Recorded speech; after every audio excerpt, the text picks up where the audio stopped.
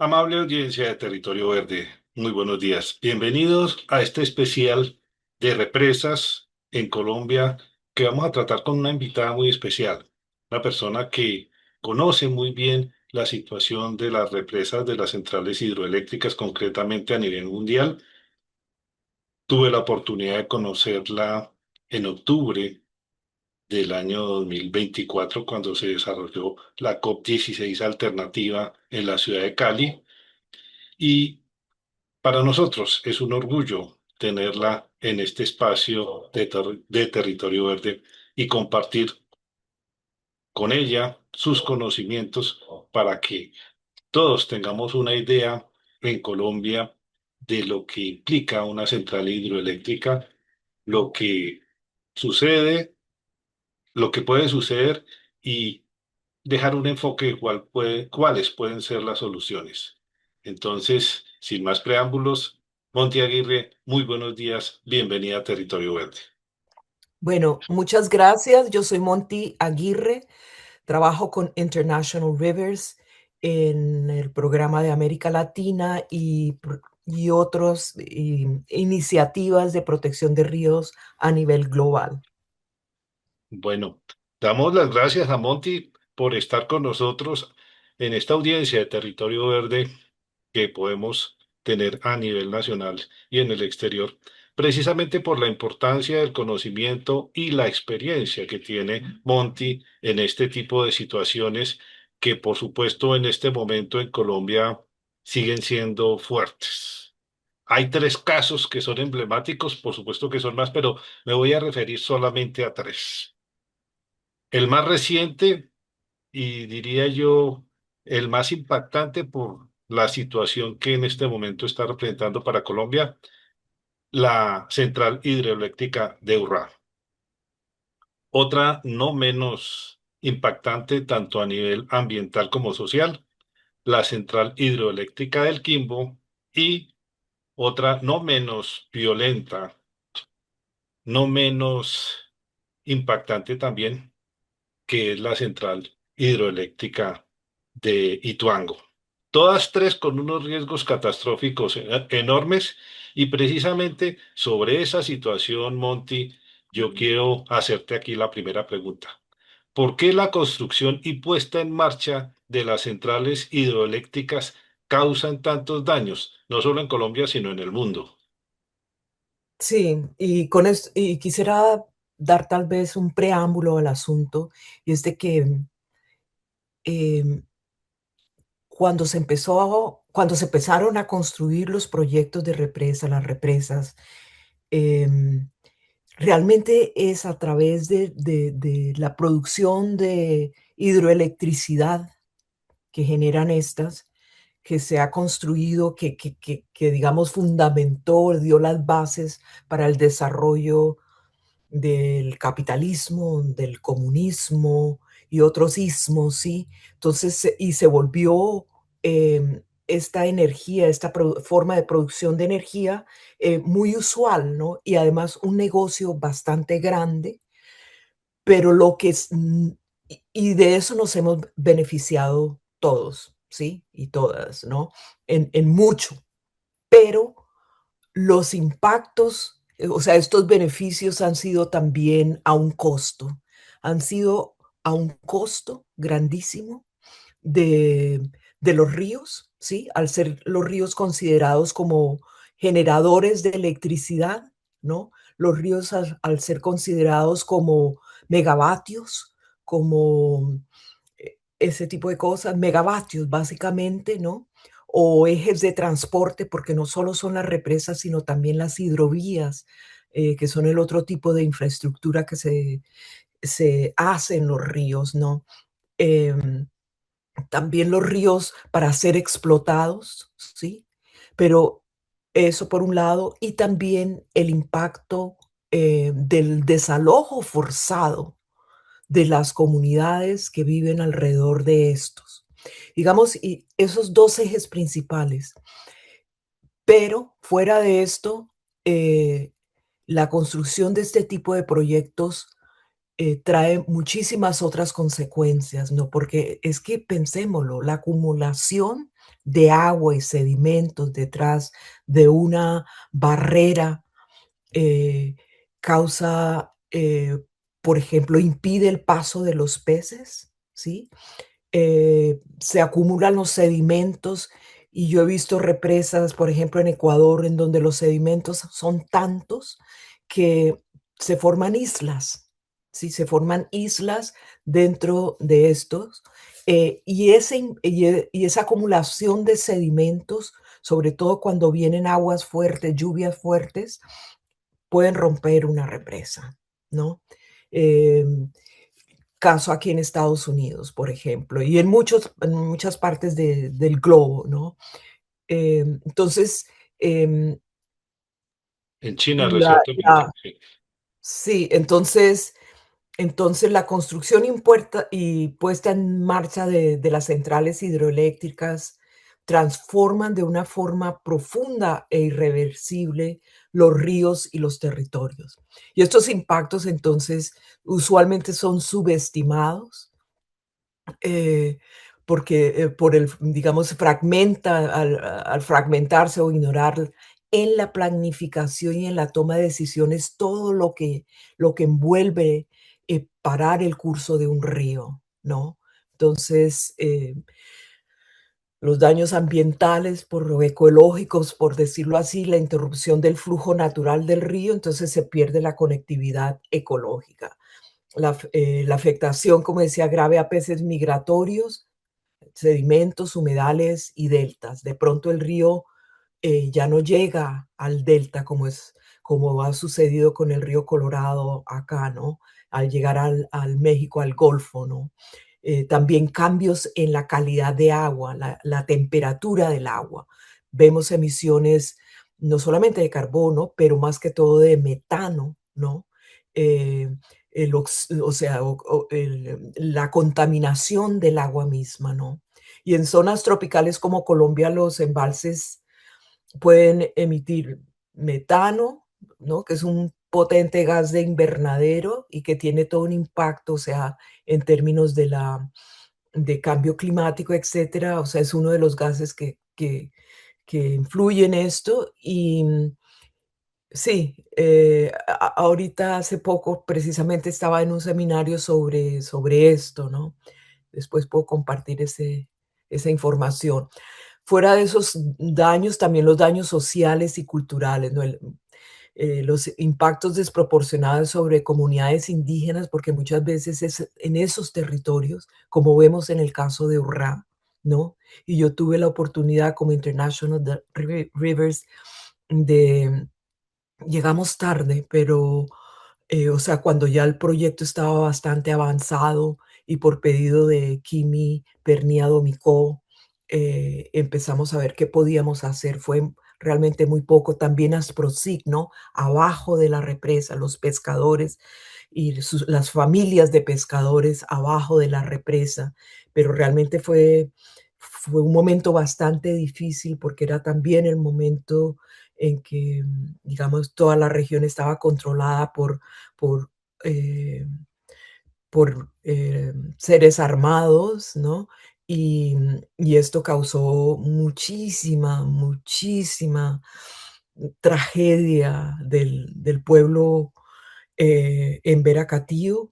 Yo recuerdo que estuvimos en un momento navegando ya por el embalse que se estaba llenando y se veían las culebras tratando de llegar a la copa de los árboles, se veían los, em, mm, varios tipos de animales, tratando de llegar a la copa de los árboles porque la inundación seguía subiendo, ¿no? O sea, muy desesperante también ver ese tipo de cosas. Y por supuesto, las poblaciones o las aldeas del pueblo Urrá, bueno, Urrá quiere decir abeja, ¿no? En, en su lengua, del pueblo en Veracatío, zonas inundadas y que además ese proyecto no hubo, por supuesto, el consentimiento previo, libre e informado de las comunidades. No hubo información. Se estaba en una situación de ataque en contra de las comunidades, por un lado y por el otro, en términos de la cuenca, ¿no? Diferentes fuerzas peleándose la cuenca. No se dieron provisiones. eh, Muchos de nosotros pudimos estar acompañándoles cuando se dio ese protesta en frente del ministerio de Medio Ambiente en Bogotá, porque hubo toda una marcha, o sea, se luchó bastante, ellos y ellas lucharon bastante, y mucho con el liderazgo de Kimi, ¿no? Sin embargo, el gobierno colombiano, la compañía digamos, no abrieron, siguieron adelante con el proyecto a pesar de todo lo que estaba ocurriendo, ¿no? Y hubo siempre, este proyecto fue uno de los proyectos que fue, de alguna forma considerado dentro de la Comisión Mundial de Represas, ¿no? Y de forma negativa, ¿no? Entonces, a pesar de todo esto, la voluntad del proyecto y de quienes tenían bastante interés en su desarrollo siguió adelante. Y, y las consecuencias, fuera de todo lo que ya ha pasado, ver lo que está pasando ahora, yo me imagino esto nada más es, no lo sé de seguridad, pero me imagino que la acumulación de sedimentos debe ser alta, ya que el, digamos, el río viene desde el nudo de Paramillo, y en esa cuenca también ha habido bastante deforestación, ¿no? Entonces, todos los sedimentos que vienen también como consecuencia de la deforestación terminan detrás de la represa o en el embalse, y eso causa un gran daño. Bueno, parando allí, ¿no? O sea, sí, y en últimas es como la represa no solo generan energía, sino que reconfiguran los ríos, las economías locales, o lo que fue, digamos, para los pescadores asociados en Asprozic y demás, esto significó un impacto grandísimo, ¿sí? Por ejemplo, el bocachico, que es un pez migratorio, cambió, todo esto cambió. Las relaciones sociales, ¿cierto? Comunidades de los Embera-Catío que vivían en su mundo fueron, unos tuvieron que irse para allá, otros tuvieron que irse para otro lado, ¿no? Entonces, muchas veces todo esto sin un balance justo entre costos y beneficios, que es lo que no se ve, ¿no? Eh, y fuera de esto, muchas de las tierras que fueron desapropiadas, se dice, apropiadas para esto, fueron a dar en manos de grandes latifundarios, ¿no? Por el lado, creo que esto fue por el lado del área del pueblo zenú, ¿no? Eh, entonces, el desecación o secar el río de ciertas áreas, ¿no? Entonces todo esto se volvió otra cosa, otro cambio, solo a beneficios de algunas personas, pero con un impacto grandísimo, sobre todo al pueblo sinú y a las comunidades de pescadores y pescadoras abajo de la represa.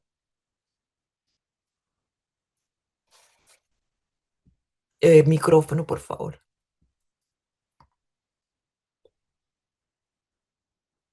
Gracias.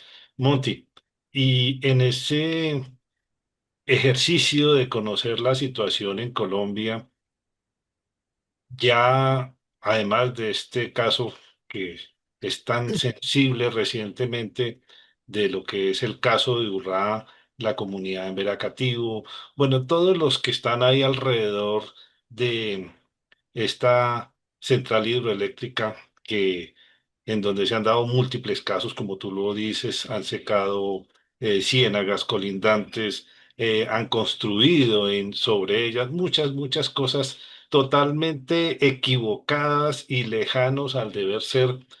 Esto pues obviamente nos tiene que llevar a la siguiente pregunta y es si International Rivers conoce otras situaciones de carácter ambiental de este tipo en Colombia como Asoquimbo, que son los que están defendiendo allá, pues precisamente Asoquimbo son las víctimas de la represa del Quimbo y Tuango u otra, porque esto tiene que tener un proceso de cambio. Y ese cambio precisamente ustedes los conocen. O sea, esto nos llevaría a la tercera pregunta, que es, ¿qué se puede hacer sobre estos casos tan difíciles, tan complejos, en donde por supuesto la energía se ha necesitado, pero que estamos ahorita en otros tiempos en donde se tiene que buscar soluciones que produzcan energía, por supuesto, energía limpia, pero no con esos impactos tan catastróficos ambientales y sociales y por supuesto también económicos? Sí, gracias.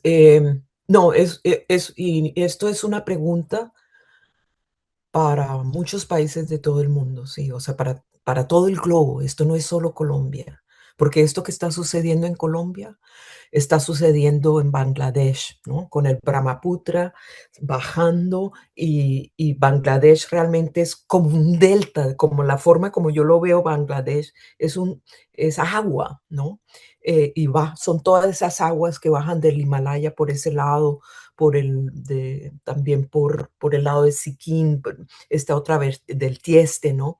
Entonces, esto no es solo, está pasando aquí en Estados Unidos, Oroville, aquí en California también, ¿no? Entonces, no es una cosa solo de Colombia. Yo creo que es el momento realmente cuando surge todo esto de los derechos de la naturaleza de los ríos y derechos de los ríos es parte de esa, digamos, de ahondar y ver em, las consecuencias de cómo la naturaleza se ha tratado como mercancía, ¿no? Como para ser explotada, una visión en ese sentido muy antropocéntrica, y los derechos de la naturaleza ayuda a ampliar ese concepto y a llamar hacia un cambio de paradigma. Recientemente, hoy en día también estaba en una reunión, por ejemplo, con eh, personas de Bolivia, de varias instituciones, y tratando lo mismo. Estábamos tratando lo mismo. ¿Y qué es lo que hay que hacer, no? Vamos a buscar una ley de protección. Ahí, digamos, más o menos va la discusión. Y ellos ya tienen en su constitución el artículo 071, ¿no? De protección de la naturaleza como ley. Entonces ya se puede usar eso. Pero aún así, la destrucción continúa. Eh, o sea, sí, este es el momento en que las cosas tienen que cambiar, ¿no? Cuando los derechos de la naturaleza llaman por un cambio de paradigma es esto. ¿Y eso qué quiere decir? Primero que todo, yo sé que no son cosas que suceden ipso facto, ¿no? De un día para otro, algo así, eh, pero que tienen que trabajarse y trabajarse, eh, claro, pienso yo que hay que mejorar los marcos, la normativa, ¿no? La forma de ver la naturaleza y cómo el ser humano se posiciona en términos de la naturaleza, no como un depredador, sino tiene que ser en conjunto con la naturaleza. Y yo sé que esto es algo que es muy difícil llegar a la sociedad en este momento. Todo el mundo quiere, mucha gente, la gran mayoría de la gente está en momentos de sobrevivencia, ¿no? Y su enfoque es sí mismo y su familia, digamos, ¿no? Entonces, su propia sobrevivencia. Entonces, el caso es bastante difícil, pero digamos que trabajar hacia la mejora de estos marcos, de esta normalidad normativa, ¿no? En términos de los ríos. Lo interesante es que hay experiencia, tenemos lenguaje, tenemos casos, ¿no? Que ayudan a direccionar la forma de que podemos organizarnos y la forma de proteger la naturaleza y vivir con la naturaleza. Eh, es de proporciones grandes, o sea, yo también no me hago cualquier ilusión porque sobre todo cuando estamos hablando de la industria, cuando estamos hablando de lo urbano, ¿no? De pronto en áreas un poco más rurales, separadas, se puede hablar de biodigestores, se puede hablar de, digamos, sistemas cerrados solares, pequeños, etcétera, ¿no? Pero cuando estamos hablando de la gran industria, eh, y digamos, de las grandes ciudades y todo eso, la cosa se vuelve un poco más, el reto es mucho más grande, ¿no? Es más difícil. Las digamos, las energías alternativas cada vez están em, alcanzando pasos más altos, ¿no? Esto es significante y a veces pareciera que no se ve, pero sí se ve cuando vemos lo que han logrado algunas ciudades, ¿no? Por ejemplo, en Europa, ¿no? En Holanda. eh, Aquí en Estados Unidos la normativa está empujando en medio de toda la crisis que tenemos de la democracia, ¿no? En este país, pero yo creo que tiene que pasar, eh, y y de todas formas los estados, ciertos estados, siguen, digamos, protegiendo, ese avance hacia, digamos, la energía alternativa, ¿no? Yo creo que es por ahí y, disculpa si me salí del tema, pero, em sí, entonces, o sea, no hay soluciones simples, pero sí hay caminos claros si se pone al río, a las comunidades, al interés público en el centro. Y también a la cosmovisión de los pueblos indígenas y también a la ciencia y la tecnología. Yo creo que la tecnología hoy en día eh, juega un papel muy importante también dentro de la conservación, dentro de la protección, ¿no? Entonces, algunas recomendaciones, por ejemplo, son como cambiar el enfoque de planificación. Todavía estamos funcionando con modelos muy antiguos, ¿sí? Modelos muy antiguos de planificar, inclusive nuestras instituciones todavía están, no todavía, sino funcionan de una forma se dice recalcitrante, muy antigua, ¿no? De ver, ¿no? No es hacia la vida, ¿no? Es hacia producir dineros, estas economías rápidas, etcétera, ¿no? Entonces hay que pasar de proyectos aislados a una gestión integral de cuenca, ¿no? Evaluar los impactos acumulativos, no solo proyecto por proyecto, ese es un error, ¿no? Em, También diría yo que priorizar la protección de ríos estratégicos. Sí, ya hay ríos que están intervenidos y vamos a trabajar, digamos, para su recuperación, pero hay ríos que no están intervenidos y tenemos de inmediato que protegerlos. Por eso se vuelve tan importante en Colombia trabajar hacia una ley de protección de ríos, ¿no? Identificar y proteger los ríos libres que aún corren libremente, que tienen todavía una cierta calidad de agua, estos ríos o tramos que son claves por su valor ecológico, cultural y social, ¿no? Estos ríos hay que protegerlos y mucha gente piensa que ahí se pierde la energía, se pierden los megavatios, porque el río de pronto va a otro gran río o va al mar y que ahí se pierde la energía, ¿no? Pero no es así, porque para esto hay que comprender la función del río, lo que el río hace. Sin el río no hay bosque, ¿no? Y también sin bosque no hay río.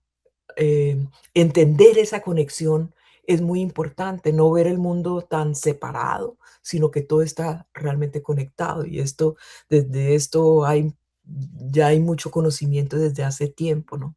Yo creo que también es importante usar las herramientas legales existentes y avanzar hacia protecciones permanentes. Y estas herramientas legales existentes, o sea, la ciudadanía tiene que adueñarse de esto, tiene que conocer cómo puede protegerse y proteger, ¿no? Entonces, esto es supremamente importante.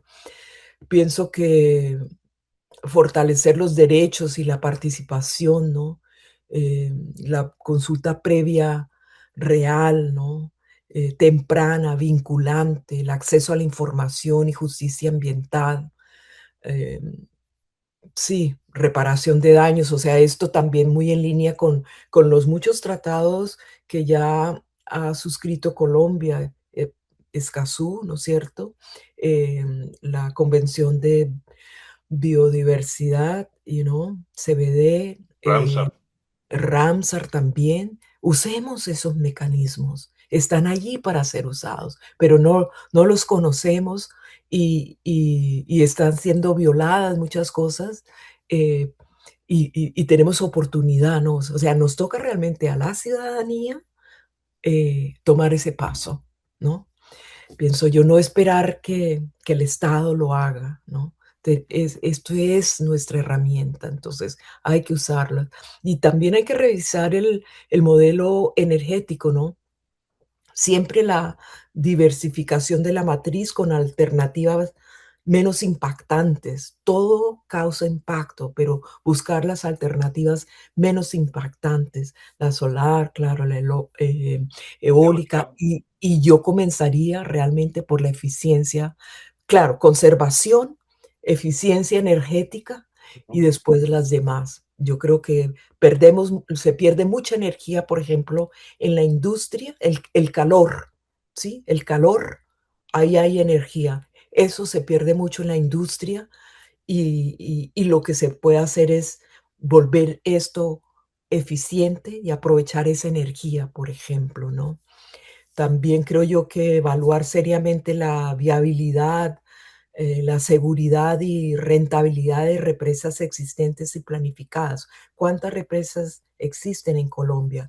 Y esto es algo que estamos haciendo a nivel general, no solamente para Latinoamérica, pero hay que evaluar el número de las represas que tenemos, inclusive comenzando por las pequeñas y los muros, porque es así como el movimiento de desmantelar y más que todo de remover represas comienza en Estados Unidos y en Europa, ¿no? Y van más de 2000, pero comienza con las pequeñas, ¿sí? Porque se han construido, se han dejado ahí y ya no sirven su propósito, pero siguen ahí, ¿no? Entonces, ¿por qué no quitarlas? Quitarlas, y esto es lo que Europa en este momento está en esto, en Estados Unidos también, aquí al norte, se han removido 4 represas y ya en este momento 4 represas grandes, ¿sí? Y yo he tenido la oportunidad de estar allí y de ver cómo el río comienza a fluir. Interesante también cómo se encontró antes de que, digamos, bajara las aguas con más fuerza, se empezaron a encontrar semillas nativas, antiguas, ¿no? Y la restauración del río se está haciendo removiendo especies no nativas y más bien con las especies nativas, ¿no?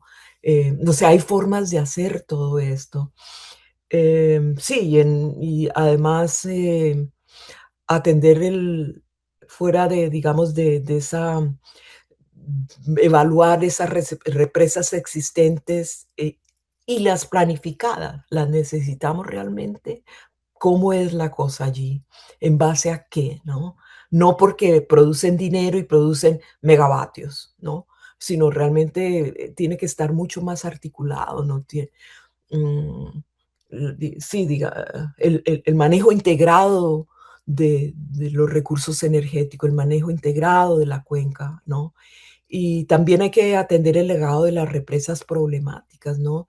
Las represas que ya han causado, o sea, planes de reparación, compensación y restauración. Es como que se ha ido, o sea, hurra, para mí nunca hubo la compensación adecuada y lo poco que hubo causó mucho, la división, causó mucho impacto negativo, por ejemplo, en los Embera-Catío, ¿no? Con respecto a Asprosiga, los pescadores río abajo, esas comunidades, ellos tuvieron que ir por otro lado y buscar, ¿no? No fue realmente que recibieran una reparación o compensación o restauración integral, ¿no? Además en casos de alto riesgo u obsolencia, ¿no?